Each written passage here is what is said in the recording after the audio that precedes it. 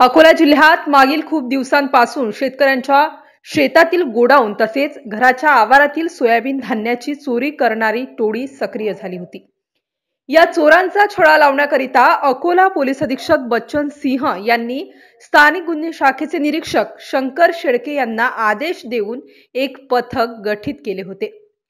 या पथकाला विश्वसनीय सूत्रांकडून प्राप्त माहितीनुसार भवतवाडी येथील भंगार दुकानदार शेख निसार शेख हबीब राहणार खैर मोहम्मद प्लॉट अकोला व त्याचा दुसरा सोबती फारुख खान आसिफ खान तारा फाईल यांना विचारपूस केली असता त्यांनी जिल्ह्यातील बाळापूर अकोट पातूर जुने शहर बार्शी टाकळी हद्दीतील सोयाबीन चोरी केल्याचे मान्य केले।